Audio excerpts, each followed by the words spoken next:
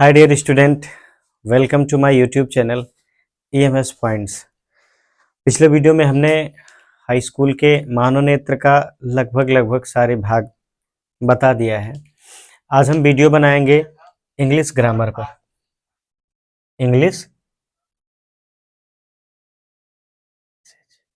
English grammar को हम continue करेंगे।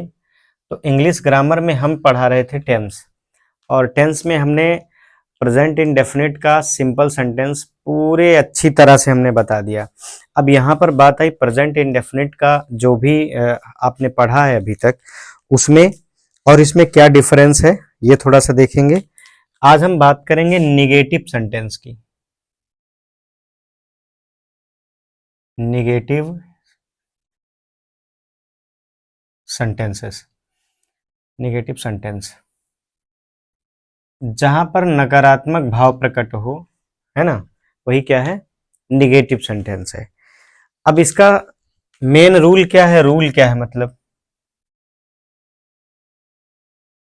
सबसे पहले हर एक निगेटिव में, चाहे जिस भी टेंस का हो, हर एक निगेटिव में सब्जेक्ट सबसे पहले होता है। तो ये हो जाएगा सब्जेक्ट, फिर उस टेंस की हेल्पिंग वर्ब। तो प्रेजेंट इंडेफिनिट चल रहा था, तो इसकी हेल्पिंग वर्ब होती है डू आर डज, या तो डू लगाओ या तो डज लगाओ। और इसके तुरंत बाद होगा नॉट, फिर वर्ब ऑफ, यहां फर्स्ट फॉर्म लगेगा, प्लस ऑब्जेक्ट लगेगा। ओके, चलिए अब यहां देखिए ऑब्लिक साइन एक है, यानी कि डू आर डज। अब डू किसके साथ यूज होगा, डज किसके साथ यूज होगा, ये थोड़ा जानना जरूरी है। तो मैं ऐसे लिख दे रहा हूं, डू का यूज कहां होगा, तो जानिए डू का यूज होगा आई के साथ, वी के साथ, यू के साथ, है दे के साथ, आर, प्लूरल नाउन्स जो भी है ये इनके साथ यूज होगा। और अगर डज की बात करी जाए तो डेफिनेटली डज का यूज होगा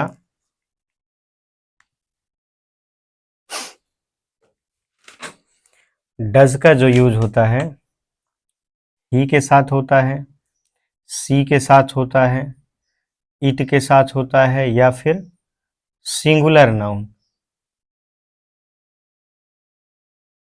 सिंगुलर नाउन इनके साथ होगा ही, सी, इट या सिंगुलर नाउन।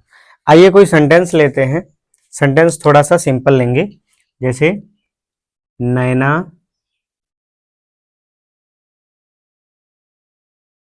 अपनी किताब नहीं पढ़ती है। तो मैंने बताया था कि सबसे पहले हम उस टेंस की पहचान करेंगे कि हमारा जो सेंटेंस है किस टेंस में है। तो लास्ट में ती है, इसका मतलब ये प्रेजेंट इंडेफिनिट है। अब बीच में नकारात्मक भाव है तो ये निगेटिव है। तो मेन रूल ही सब कुछ है, इसी के स्ट्रक्चर से हम ट्रांसलेट करेंगे। तो मेन रूल में क्या आ रहा है, सबसे पहले सब्जेक्ट, और यहां जो सब्जेक्ट है वो है नैना। ओके भाई, डू या डज, अब या डू डज का यहाँ फिर पॉइंट दिया है हमने, डू डज कहाँ और कैसे यूज होना है। तो डू के साथ प्लूरल नाउन लगता है या इन वर्ड इनके साथ, और डज के साथ ये या सिंगुलर। तो नैना इज अ सिंगुलर नाउन, सो यहाँ डज का यूज होगा, नैना डज नॉट। और फिर नॉट के बाद है verb of first form. Verb कौन सी है, पढ़ना, रीड कर रही है। और क्या पढ़ रही है, ऑब्जेक्ट, अपनी किताब, हर बुक। ये कहानी है, नैना अपनी किताब नहीं पढ़ती है। तो डेफिनेटली मेरे हिसाब से ये समझ में आ गया होगा। आइए हम एक और सेंटेंस लेते हैं प्लूरल नाउन का। वह फूल नहीं तोड़ते हैं, फूल नहीं तोड़ते हैं। तो सबसे पहले ये तो वही चीज पहचान करना, पहचान भी हो गई, ते हैं प्रेजेंट इंडेफिनिट, नाट है तो निगेटिव सेंटेंस। फिर रूल क्या है आपका, सबसे पहले सब्जेक्ट में दे और इसके जस्ट बाद डू डज, दे ढूंढिए तो यहां मिल रहा है यानी कि डू के साथ होगा, तो दे डू नॉट, आगे क्या होगा भाई, डू नॉट, फिर वर्ब तोड़ना, प्लक, PLUCK, और क्या तोड़ रहे हैं, फ्लावर, प्लक द फ्लावर। तो निश्चित तौर से डू वाले सेंटेंस और डज वाले सेंटेंस दोनों आपके समझ में आ गए होंगे। अब मैं बात करूंगा, ध्यान से देखना, निगेटिव सेंटेंस यही है, इसी से संबंधित प्रश्न जो भी ट्रांसलेट करना है आपको। अब मैं बात करूंगा इंट्रोगेटिव।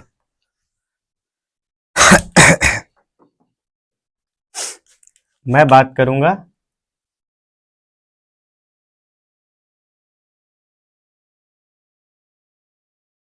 इंट्रोगेटिव सेंटेंस की। अच्छा जी, इंट्रोगेटिव सीधा सीधा मतलब है ऐसा सेंटेंस जिसमें प्रश्न होने या करने की बात हो।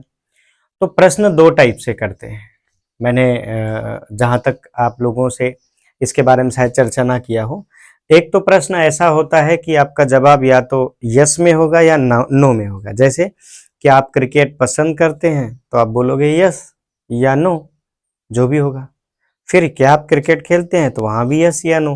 यानी कि अगर सेंटेंस क्या से शुरू है तो आपका जवाब यस या नो होगा।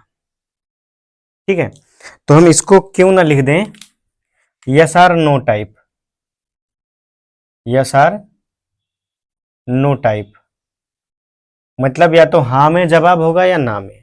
यहाँ गलती क्या होती है, बच्चे क्या कि अंग्रेजी के लिए परेशान हो जाते हैं, क्या कई अंग्रेजी लिखने लगते हैं, तो ऐसा नहीं करना है।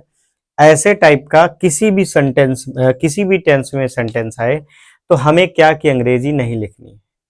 फिर क्या करना है, आइए हम रूल पर बात करें yes or no type present indefinite का। तो जो रूल है प्यारे वो बड़ा ही आसान है। सबसे पहले उस टेंस की हेल्पिंग वर्ब लेते हैं, तो कौन सा हेल्पिंग वर्ब है, यहां पर डू है या डज। ख्याल रहे ट्रांसलेशन करते समय रूल के अलावा, मतलब रूल में जितनी स्ट्रक्चर है, जो भी बातें हैं, उसके अलावा अगर आप कुछ जोड़ रहे हो तो कहीं ना कहीं आपकी गलती हो सकती है। तो ध्यान रहे रूल ही बोन मेरो है इसका। तो डू आर डज, फिर सब्जेक्ट, फिर वर्ब ऑफ फर्स्ट फॉर्म, ठीक है, फिर ऑब्जेक्ट। और एक बड़ी बात, इसे यहां क्वेश्चन मार्क जरूर लगाना चाहिए। तो सबसे पहले तो डू डज का यूज आप जानते हो कहां होगा, है ना, तो उसको लिखाने की जरूरत नहीं है। चलिए मैं सेंटेंस लेता हूं, क्या महिमा अपने विद्यालय जाती है। तो सबसे पहले तो ती है यानी प्रेजेंट इंडेफिनिट। फिर देखिएगा क्या से शुरू है यानी यस आर नो टाइप वाले। ठीक है, या तो आप यस या नो में इसका जवाब देते हैं, लेकिन यहाँ ट्रांसलेट है, जवाब देने की जरूरत नहीं। तो सबसे पहले क्या से शुरू होने वाले सेंटेंस में हम क्या की अंग्रेजी ही नहीं लिखते हैं, फिर क्या करते हैं, रूल का प्रयोग करते हैं। तो रूल में महिमा सब्जेक्ट सिंगुलर नाउन है तो डज लगाएंगे, तो लिखेंगे डज, फिर Mahima, Mahima is a noun so use capital letter है, एम, नाम है ये, नाउन क्या, नाम है, किसी का नाम है। फिर डज महिमा, फिर ये हो गया, डू डज हो गया, सब्जेक्ट हो गया, वर्ब कौन सा काम कर रही है, जाना, डज महिमा गो टू, और कहाँ जा रही हैं, अपने विद्यालय, हर स्कूल। तो निश्चित तौर से मेरे हिसाब से ये पूरा पूरा समझ में आया होगा। एक और ले लेते हैं, क्या हम एक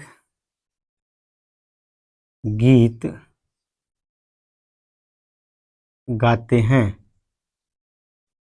तो सबसे पहले क्या, तो डेफिनेटली वही लिखेंगे, डू का प्रयोग होगा हम के हिसाब से, डू वी, और गीत गाना यानी कि सिंग